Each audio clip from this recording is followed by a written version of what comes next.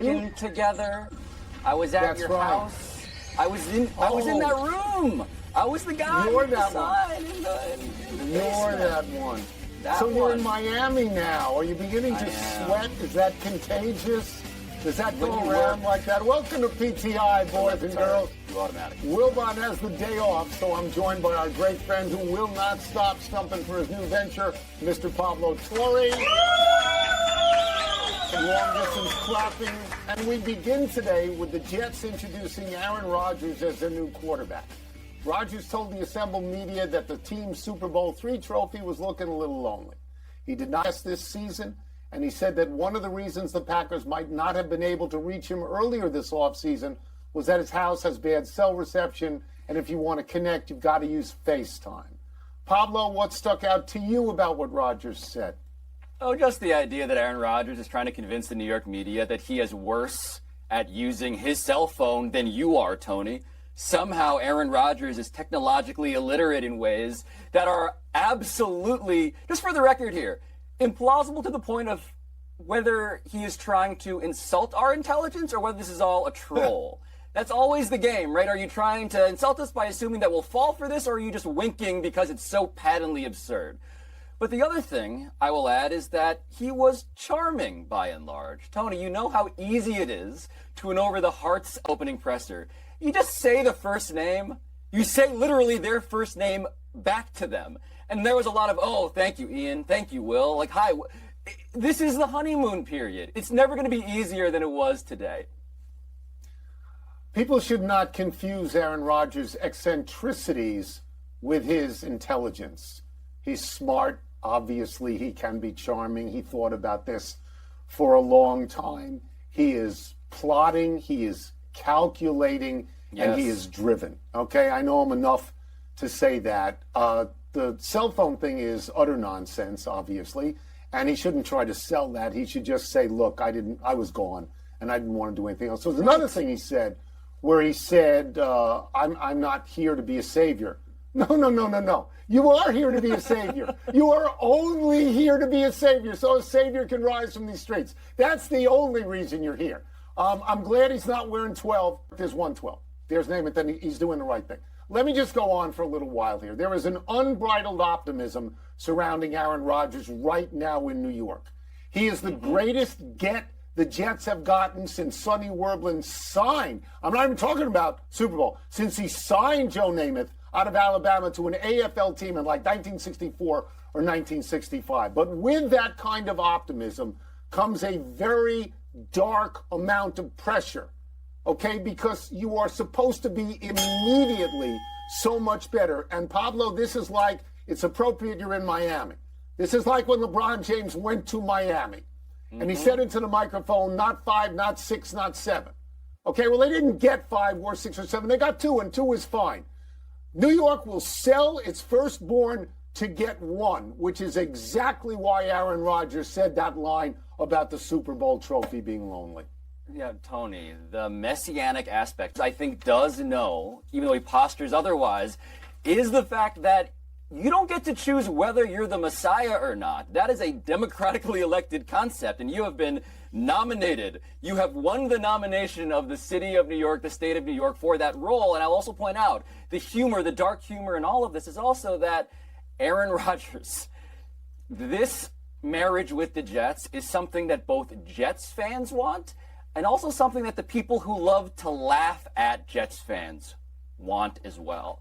They say in coaching and sports, you never want to do what your opponent wants you to do. A lot of people who hate the Jets also want this to happen, which is maybe a bit of context for the pressure here, underneath and absolutely everywhere in this story. But speaking of pressure, both the Timberwolves and the Clippers got eliminated last night, Tony, in the NBA. The more bad news we ought to discuss, though, is that Kawhi Leonard was reportedly diagnosed with a torn meniscus in his right knee.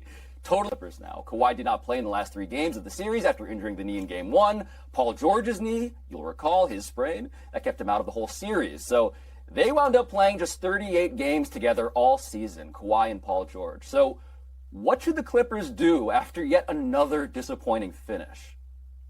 What should they do? What can they do? They're mortgaged up to their eyeballs with Paul George and Kawhi Leonard. Paul George didn't play at all. They traded 1 million draft picks to get him. They don't have their own first-round pick till 2027. Kawhi Leonard, and I want to get the numbers right, Kawhi Leonard earned $45.6 million this year. He's got a player option next year, which I think he's going to say he wants, for $48.7 million. And now his knee seems to have gone from bad to next worse year, to 45 even worse. The player option. Yeah, he Tony, played look. 50. He played 52 out of 82 games and 2 out of 5 in the play. These guys, Pablo, they show clips of Steve Ballmer every time they make a basket, jumping up and down in his seat like some sort of crazed human being, a stuffed panda bear. You have to understand the difference between the roster and the reality. The reality of the Clippers is far less than the roster. But the torture of this predicament, this catch-22, is that, yes, you're right, that these injuries are the biggest concern. Ballmer essentially admitted as much. He was asked what's been the worst part, and he said, in so many words, the fact that the human body is a frail, unreliable meat sack. Like, he has invested all of this money, his entire franchise, his multi-gazillion-dollar franchise, then a record price when he bought it, in 2 guys who have played less than half the games or thereabouts. And so, Tony, for me, the problem is that they are always hurt, but the bigger problem is that they're also easily the best thing possibly hoped for, if healthy. Like, the question is, if you get rid of Kawhi Leonard, you trade him to somewhere else. Why do you trade him? Because some other team will say, all I need him is healthy in the playoffs. And so the Clippers go as well. They played the Suns to a pretty close margin in this series despite it being over. Without those guys, if they get Kawhi healthy and Paul George healthy ahead of their new stadium being opened in 2024, 2025, it has to be the thing that they stick with. They don't have an option. They got to stick with them. If this is like Zion Williamson, if he's healthy, I misspoke on the money. The $45 million plus is next year. The year after that is the player option. I just want to say this one thing. Phoenix won 4 in a row. And I know that the greater part of that was Kawhi Leonard not being able to play. But Devin Booker shot 47% from 3. Excellent. And Kevin Durant, who you didn't even notice, shot 52% from the field, and they combined for 60. So why would anybody pick the Clippers? And by anybody, I mean Wilbon and Kendrick Perkins, who sat on this show and laughed at me and mocked me, and who's laughing now? And we move on. Let's get to tonight's games. There are 3 road teams trying to close out series. New York at Cleveland, Lakers at Memphis, Miami at Milwaukee. And there's a game 5 in the most glamorous and tightly contested series so far, Golden State at Sacramento. So, Pablo, which matchup are you most interested in? I'm interested in the Heat Bucks game tonight, and that is with all of the caveats about how interesting I find everything else. But, Tony, you know the background. You can see the sweat pooling underneath me. I'm in Miami. I was at that game. I was there. I watched Jimmy Butler have a career high turn into the closest thing to, yes, Michael Jordan on the East Coast these days. Tony, I don't know. I don't expect Jimmy Butler to do what he did again tonight in Milwaukee this time. But what he did ate every stupid cliche that people in this city like to say about how there's culture and the playoffs are different. And when the postseason, when the lights are brightest, our guy is the best thing. I saw it. I felt like I attended a cult meeting. And for that reason, I need to find out what happens next. Yeah, I mean, if I was back writing a sports column and you asked me which is the most important and most interesting of these games, it would indeed be Miami at Milwaukee. Yes. Because if Miami can beat Milwaukee and knock them out of the series, that's the biggest upset on the board, and it changes the entire structure of the playoffs. It does. I don't think they can do it if Antetokounmpo is playing, but he played the other night and they did it. So, and I also didn't think that Boston was going to lose. I'll get to some of the other games, though, just on a personal level. I have not been paying much attention, you probably have, to New York and Cleveland, other than, to notice that Donovan Mitchell has been terrible in the series.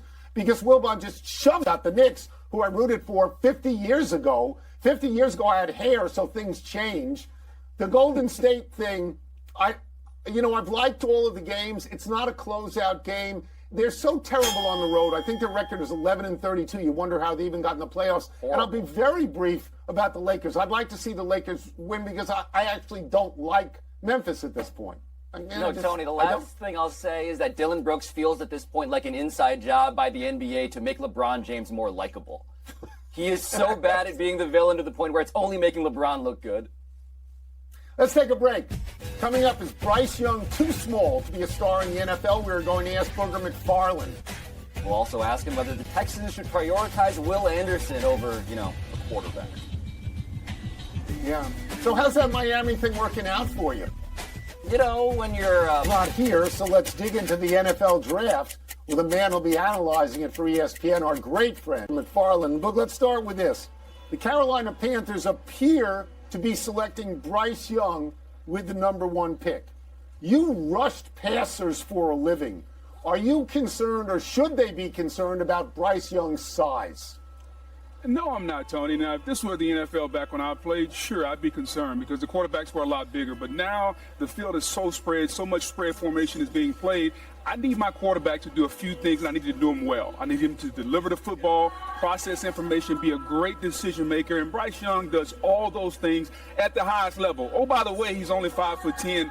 That doesn't matter. There are ways that he's used his size to maneuver the pocket, step up, find throwing lanes. He's done that at the highest level in the SEC. So what makes me think he can't do it in the NFL? He's the best player in college football at the most important position. To me, it's a really simple pick. But Booger, speaking of pass rushing, there's all this talk now, all of these smoke signals that the Texans might actually take Will Alabama, their star pass rusher, at number 2 overall. So given the way that the NFL obviously is now, all that importance on a quarterback, does that move make sense to you? No, it doesn't, because if you don't have a quarterback, then you really have nothing. You're going to spend all your time looking for one. But I understand, if you look at D'Amico Ryans, the head coach there, they've given him a 6-year deal. So he's got a lot of runway to figure out how he wants to build his team. And if they've decided that the quarterbacks after Bryce Young don't fit what they do, then maybe he's going to pass on them. I wouldn't do it. I understand. And you're talking about somebody that loves defense. I love the guys that can get after the quarterback. But at the end of the day, the most important position is quarterback. And if you don't have one, you're searching for one. So if you're Houston, you better make sure that you're sure if you pass on a quarterback at number 2. So speaking of the players you love, I do want to know, who is your favorite player, period, of everybody in this draft? Well, if I look in the mirror, it kind of reminds me of me. It's Kalijah Kancey, a defensive tackle, 6'1", 280 pounds. They say he's too playing there amongst the trees. Well, here's what I know. I know he's the best 3 technique in this draft as far as rushing the passer, can make the inside move, can make the outside move. He is an athlete playing a big man's position.